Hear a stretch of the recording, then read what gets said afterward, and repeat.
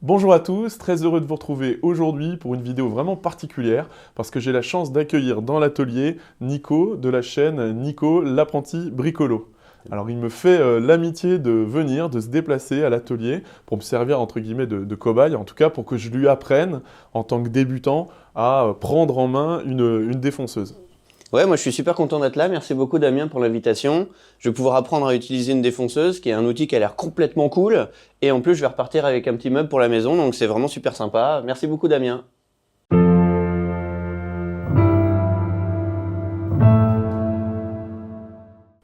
Alors ce que je vais te proposer, c'est une petite prise en main de la machine. Après, tu pourras t'entraîner dans du MDF à faire les usinages qu'on va réaliser dans la petite étagère que je t'ai préparée. Et puis pour finir, tu feras les usinages pour de vrai dans le bois pour réaliser cette étagère à épices. Ok, super, bah ça me va. C'est parti alors. Allez, on y va. Allez. Pour commencer, je vais te montrer comment on monte et on démonte une fraise sur la défonceuse. Alors il y a un truc très important, toujours, pour tous les outils coupants, il faut les débrancher.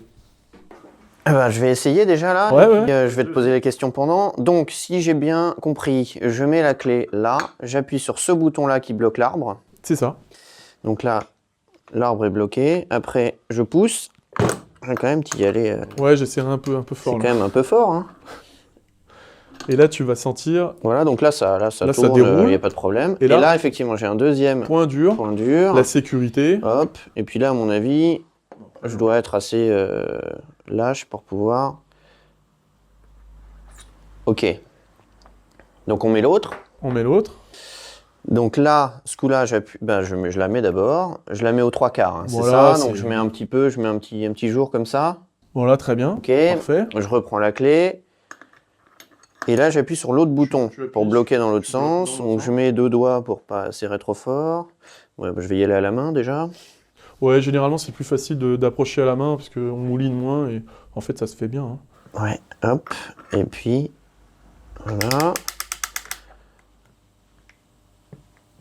Voilà. Tac. Ça suffit. Ouais, je pense que c'est bien. Ouais. Ok.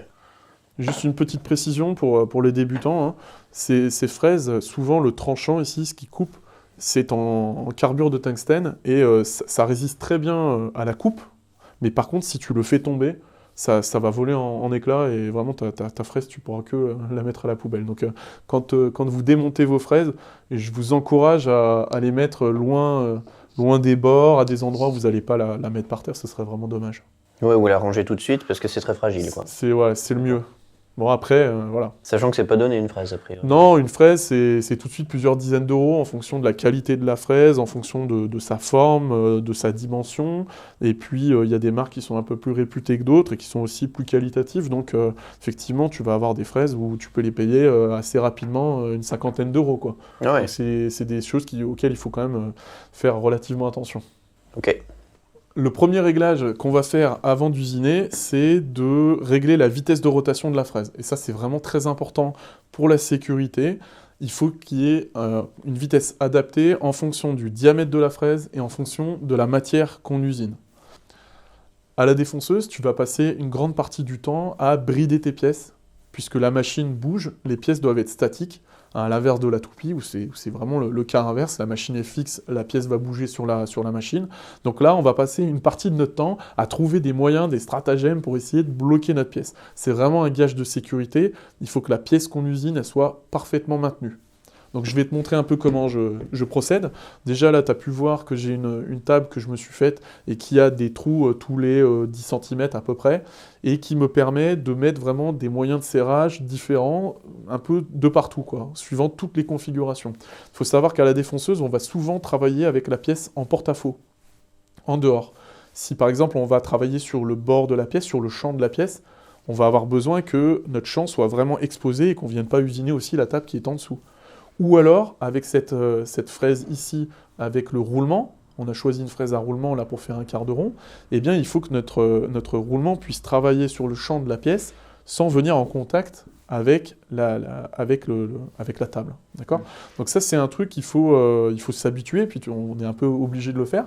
Donc il faut avoir des moyens de serrage. Donc moi j'utilise des petites butées comme ça, avec les trous que j'ai mis un peu de partout, régulièrement espacés, j'arrive toujours à trouver une configuration qui me permette de maintenir ma pièce.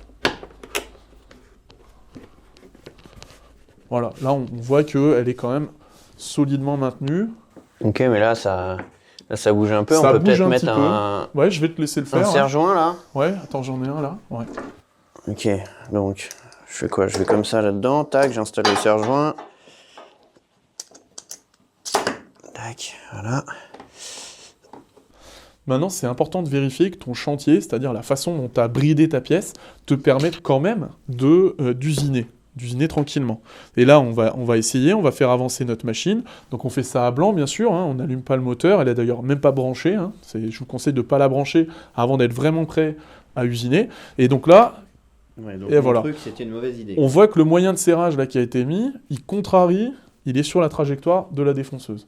Donc il n'est peut-être pas au meilleur endroit. Alors si tu veux vraiment qu'on le mette, on peut par exemple, je peux te laisser le mettre peut-être là. Oui, Si tu as envie, on peut le mettre là et on va vérifier qu'il ne vient pas interférer avec la course de la machine. Bon là, on est tranquille, ça ne viendra pas nous embêter. Ce serre-joint, il n'est pas nécessaire, mais après, le fait de le mettre, c'est plutôt une bonne chose.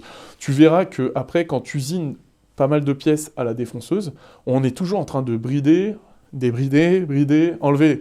Et que entre 2 ou 3 serre-joints, ben 2, si c'est suffisant, c'est bien. 3, ben, tu as toujours une manip à faire en plus. Hein. En gros, tu cherches la bride optimale Voilà. qui fonctionne bien, mais ça. sans surbrider, parce qu'en multipliant les manipulations, tu perds trop de temps. Voilà. Et puis tu finis par peut-être baisser ton niveau de sécurité. Moins serré parce que tu vas plus vite. Et puis finalement, c'est contre-productif. Là, ce qu'on pourrait faire, par exemple, c'est pourquoi pas rajouter... tu vois, une butée ici avec un bout de bois qui empêche le bois de reculer. Mais par rapport à l'usinage qu'on va faire, c'est un usinage sur le champ, tu vois, où on va enlever très peu de matière, il n'y a pas de risque, ça ne va pas s'envoler. Hein. Okay. Et puis il y a quand même un truc, c'est qu'on usine avec la défonceuse en appui sur la pièce. Donc la pièce, elle ne va pas non plus partir. Tu vois, ce que je veux dire, c'est qu'il y a une force, on va exercer un poids et une force, là, sur la pièce, qui va aussi servir à la maintenir quelque part. Donc ce que je vais te laisser faire maintenant, c'est régler la machine. Donc là, on va la régler à l'œil, hein, on va faire un usinage un peu pour s'entraîner comme ça. On n'a pas de cote à respecter.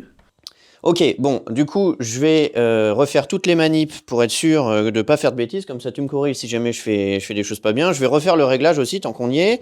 Bon, alors, je repars à 0. Ouais, je t'arrête là. Quand tu vas débloquer le blocage de profondeur, là, il faudra mettre un petit peu de poids sur la machine pour éviter qu'elle saute comme ça et que ça tape au niveau des coulisseaux. C'est assez précis, voilà, pour éviter d'user la défonceuse. En gros, j'accompagne. Voilà, tu l'accompagnes, tu la laisses revenir. Parfait. Ça, on est bien, d'accord.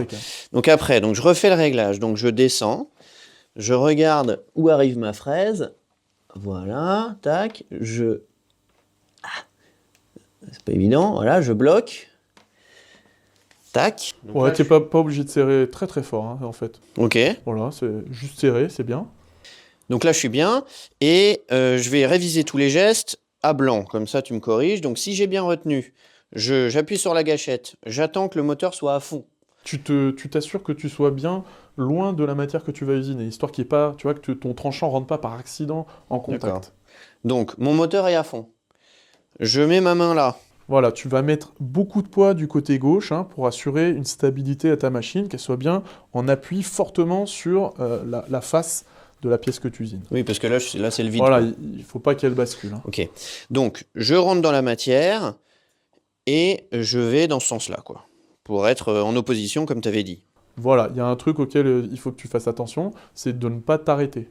Parce que si tu t'arrêtes avec un outil qui tourne à 20 000 tours minute, tu vas avoir un effet de brûlure sur ta moulure. Et ça va être assez difficile après à rattraper, il va falloir vraiment beaucoup poncer. Donc tu vas toujours être dans un mouvement assez fluide, sans arrêt. Tu rentres dans le bois, tu usines. Ça sert à rien d'aller trop vite non plus. Hein. Tu prends ton temps, tu laisses la machine usiner tranquillement. Mais par contre, tu essayes de ne pas t'arrêter. Ok. Bon, oui, j'ai juste une question. C'est que là, donc je vais rentrer dans la matière. Et tu avais expliqué dans une vidéo que la défonceuse avait tendance à t'amener vers la gauche. Et donc là, je rentre dans la matière, et comment je fais pour rester parfaitement droit, sachant qu'on n'a pas mis de guide, là, tu vois, on n'a pas mis de règles? Ouais, c'est une bonne question. Donc j'ai fait une vidéo à ce sujet-là sur les moyens de guider la défonceuse, parce qu'on a vu que c'était une machine qui ne s'utilisait pas sans moyen de guidage. Et j'ai fait donc une vidéo là-dessus, je vous la mettrai en lien en haut à droite. Et on a plusieurs moyens de guider. On a vu la règle, un gabarit. Et là, on a choisi en fait de guider la machine grâce à un roulement qui se trouve tout au bout de la fraise, ici, un petit roulement, qui va venir s'appuyer contre le champ de ta pièce à usiner. Et c'est ça qui va éviter à la machine de venir tirer à gauche, comme on dit. Hein, ça va la bloquer. Quelque part, c'est bien parce qu'en plus, ça va t'aider à la maintenir bien contre le champ, tu vois. Elle va plutôt avoir tendance à s'appuyer contre le champ et à bien usiner tout ce qu'elle doit usiner, plutôt qu'à partir hors de la matière. D'accord, mais du coup, il faut que je fasse gaffe à pas appuyer trop fort, sinon je vais éclater ton roulement, quoi. Voilà, il faut faire attention de ne pas peser trop, parce qu'à 22 000 tours minute, voilà, il y a des contraintes qui sont quand même très importantes. Et puis même si tu appuyais vraiment très très fort dans du MDF comme ça, qui est une matière quand même pas très dure, tu finirais presque par avoir un défaut d'usinage, tu vois, avec la machine qui serait rentrée un petit peu trop, tu vois. D'accord. Mais il vaut mieux pêcher un peu par prudence, c'est-à-dire t'appuies raisonnablement. Si jamais ta moulure elle n'est pas faite du début à la fin régulièrement, rien ne t'empêche de repasser une petite deuxième fois très légèrement pour enlever juste le peu de matière qui reste. Hein. Moi, c'est encore un truc qui m'arrive fréquemment. Moi, je trouve qu'il vaut mieux ne pas trop appuyer sur le roulement, quitte à faire une petite deuxième fois, et plutôt que d'appuyer vraiment trop fort et d'avoir un défaut qui va être vraiment gênant et qui va être embêtant à masquer, quoi. Ok. Bon, bah du coup, je suis prêt, là. Ouais, t'es prêt? Il manque les EPI. Alors j'en avais déjà parlé dans une vidéo. Donc moi, ce que je te conseille, c'est quand même de mettre les lunettes pour éviter les éclats dans les yeux. Bien sûr, le casque anti-bruit. Ça, moi, j'usine jamais sans le casque. Ce qu'on pourrait ajouter, c'est aussi le masque anti-poussière. Bon, là, on est en train de discuter, on fait une présentation, c'est un peu différent. Mais t'as ça aussi. Alors, bien sûr, t'as ça. On va le brancher à l'aspirateur. Ça, c'est important. Si vous avez l'occasion, si t'as une machine qui peut être branchée sur un aspirateur, c'est vraiment à conseiller. Mais même en aspirant à la source, comme ça, c'est pas parfait et tu vas toujours avoir de la poussière. Alors, si tu passes 5 minutes à le faire, ça va. Mais si tu vas passer ton après-midi ou ta journée à usiner à la défonceuse, je te conseille de mettre le masque à cartouche. Ok. Et là, tu m'as pas donné de gants. Ah non, non, jamais de gants avec les outils tournants comme ça. Parce qu'en fait, le gant, c'est vraiment contre-productif. Si par exemple, ta défonceuse, elle est en mouvement, et que tu arrêtes, et que tu vois, et ça arrive, on voit un copeau qui est accroché comme ça à la fraise. La fraise, elle tourne encore. Mais tu as le casque anti-bruit, tu t'en rends pas forcément compte.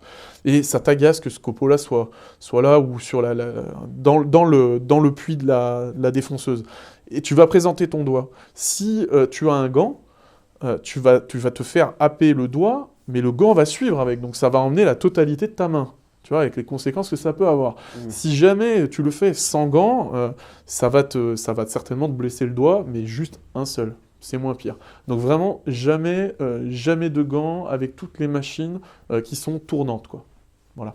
Ouais, en gros, tu augmentes le risque avec un gant. Ouais, mais tout à fait. Ce qui est contre-intuitif, mais en fait... On croit se protéger, mais en fait, pas du tout, quoi. D'accord.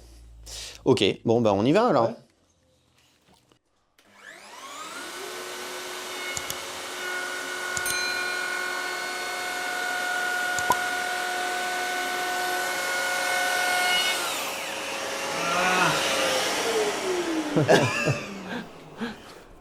Comment tu fais pour éviter ça?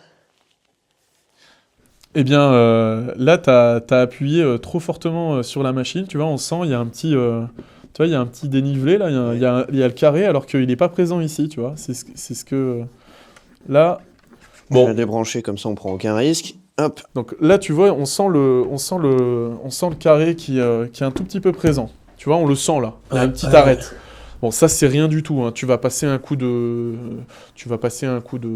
papier abrasif, ça va s'effacer, il n'y a pas de problème. Là, ici, l'entrée, elle est bonne, tu vois. Mais j'ai appuyé trop fort par là ou par là? Moi, je pense que tu as appuyé trop fort ici, parce que là, à la sortie notamment, tu vois, le carré est très très présent. Tu vas voir. Tu sens? Et là, t'es parti, parce qu'il n'y avait plus de matière. Donc, comme on travaille en opposition, ça veut dire qu'il y a une petite opposition à l'avance de la machine, et quand tu sors de la pièce, elle n'existe plus. Et donc là, t'es un petit peu parti comme ça. Mais ça, c'est des choses qui sont normales quand on commence à usiner. Donc du coup, il faut que j'appuie moins fort. Moi, je pense qu'il faut que tu sois plus souple dans ta manière de guider la machine et que tu la laisses avancer. Ce que je te propose, c'est qu'on va renverser la pièce et puis on va réessayer. Ce que je te conseille pour ton deuxième essai, c'est que ta main gauche reste toujours bien au-dessus de la pièce à usiner. Okay. Donc là, elle est vraiment au-dessus, ça pose pas de problème. Et tourne un petit peu ta machine de manière, voilà, à ce que tu aies du contrôle sur la position de la machine. Et en fin de passe, attends-toi à ce que la machine ait un petit sursaut en avant, tu vois. Retiens-la un petit peu. Ça veut dire que là, tu vas ralentir quand tu vas sortir de la matière, d'accord? D'accord. Ok, bon, on va essayer, hein.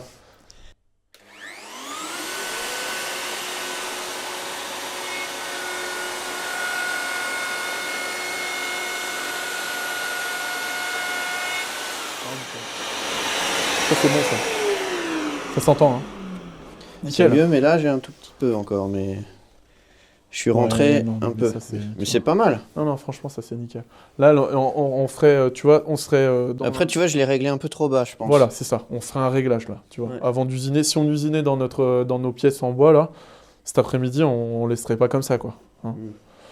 Donc là, je me suis mieux débrouillé, mais on voit qu'il y a quand même un petit affleur. Donc ce que tu m'expliquais tout à l'heure, c'est que, ça c'est un bon exemple, je trouve, c'est que là, on referait notre réglage pour que ce soit nickel. Et évidemment, on le fait sur des pièces qui ne sont pas les pièces finales. C'est-à-dire que tu prends des chutes, tu t'entraînes d'abord sur des chutes, et ensuite, une fois que tu es parfaitement bien réglé, là, tu attaques les pièces que tu veux usiner. C'est bien ça? Oui, tout à fait. L'usinage, tu l'as vraiment très bien fait, hein. C'est très correct au niveau de la manœuvre. D'ailleurs, on voit le résultat est vraiment très bien, hein. Il y a un tout petit défaut là en entrée, mais c'est acceptable, on va dire. C'est vraiment acceptable. Et effectivement, comme tu le dis, tous les usinages, que ce soit même à la toupie ou à la défonceuse, il nous faut une quantité de pièces d'essai assez importante pour pouvoir faire tout notre réglage de façon optimum. Et effectivement, là, on remonterait un petit peu la machine d'un dixième et ça suffirait certainement, ou 2/10 pour effacer donc cette petite arête dont on n'a pas envie en fait. Et il faut prévoir dans ces pièces qu'on prépare pour un projet, des pièces en surnombre pour avoir, par exemple, la bonne épaisseur. Là, on travaille sur une pièce qui n'aura rien à voir par rapport aux épaisseurs que j'ai préparées après, mais il faudrait quasiment s'entraîner sur des pièces de la bonne épaisseur. Et c'est ce que j'ai prévu. C'est-à-dire que dans les pièces que j'ai prévues tout à l'heure, j'ai prévu des pièces d'essai, on appelle les pièces d'essai, et qui sont faites pour faire tous les réglages machine. Donc, il faut prendre en compte le temps de bien caler, comme tu disais tout à l'heure, mais il faut aussi prendre en compte le temps des pièces d'essai. C'est-à-dire qu'il va y avoir plein de manœuvres qui vont être que de l'essai pour être sûr que tout va être nickel. Souvent, quand tu fais des petites séries ou des petits meubles ou des choses comme ça, comment dire, la période de réglage, elle est plus importante que la période où tu passes toutes tes pièces.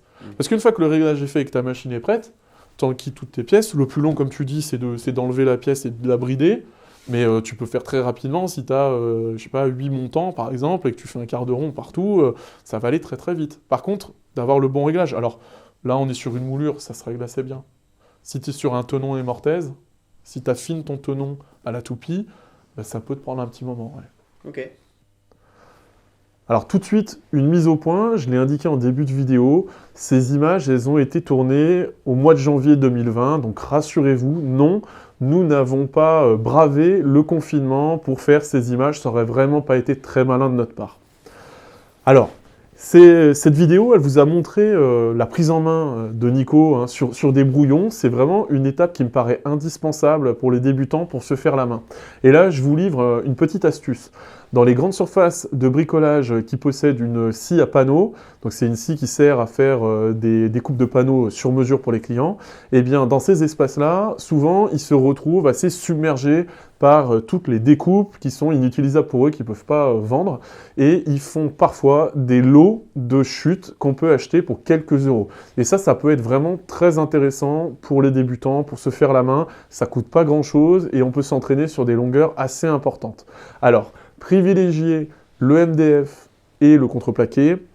Et je vous déconseille d'utiliser de l'aggloméré, notamment celui de grande surface, parce qu'on y trouve vraiment tout et n'importe quoi. Des agrafes, des clous, des boulons, vraiment des pièces métalliques parfois assez grosses, du verre, du sable, etc. Et autant le dire, c'est extrêmement mauvais pour tous les outils coupants. Donc je vous déconseille l'aggloméré. Alors parfois c'est lourd, on n'a pas vraiment le choix. Prenez tout et peut-être l'aggloméré, gardez-le pour d'autres travaux.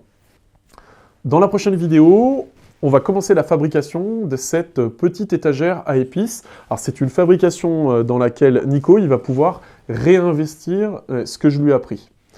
J'espère que vous appréciez cette vidéo et puis la prochaine, parce que ce sont des films qui nous ont demandé beaucoup de travail. Ça représente quasiment 2 jours de tournage. Nico a fait l'effort, et je le remercie encore, de se déplacer. Il a fait plusieurs centaines de kilomètres pour me rejoindre à l'atelier, et on a vraiment passé un très bon moment, c'était très sympa, et c'était très enrichissant, aussi bien pour lui que pour moi. N'hésitez pas à poser des questions en commentaire, j'y réponds toujours avec beaucoup de plaisir. Je pense que ce que je ferai, c'est que je ferai une FAQ spéciale défonceuse à la fin de ce cycle sur la défonceuse, FAQ dans laquelle je vais reprendre toutes les questions, toutes les demandes qui m'ont été faites pour répondre au mieux à chacun d'entre vous. En ce moment, je suis en train de me fabriquer un établi. Alors, j'ai pas prévu de vous faire de vidéo qui va raconter toute la fabrication. Je vous ferai certainement une vidéo à la fin de présentation de l'établi. Mais si vous voulez suivre cette fabrication en images, vous pouvez me rejoindre sur Instagram. Je mets le lien en description. Et sur Insta, je publie quasiment tous les jours des images sur les étapes de cette fabrication. Je vous remercie d'avoir regardé cette vidéo, et puis prenez soin de vous et à bientôt.